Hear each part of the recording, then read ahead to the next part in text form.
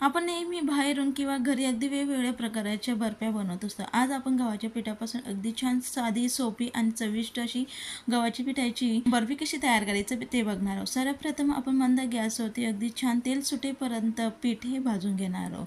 Light साईडला दुसऱ्या गॅसवरती अशा पद्धतीने आपण त्यासाठी लागणारं सिरप देखील तयार करून घेऊया. तर आता आपल्या इकडे अगदी छान पीठ हे भाजून झालं आहे आणि साईडला देखील आपलं सिरप देखील तयार झाले. पाण्यामध्ये अगदी थोडंसं सिरप टाकून अशा पद्धतीने आपण हलकीशी गोळी होईपर्यंत सिरप तयार करून घ्यायचं आहे. भाजून घेतलेल्या पिठामध्ये आवडीनुसार ड्रायफ्रूट्स, वेलची पूड आणि अगदी थोडंसं आपण मिल्क पावडर घालून लगेच तयार करून घेतलेलं सिरप त्यामध्ये टाकून व्यवस्थित मिक्स करून घेऊया. आवडीनुसार आपण यावरती सजावटीसाठी ड्रायफ्रूट्स टाकून लगेच आपण एका प्लेटमध्ये किंवा डब्यामध्ये अशा पद्धतीने अर्धा तासासाठी आपण हे पीठ सेट करून घेतले.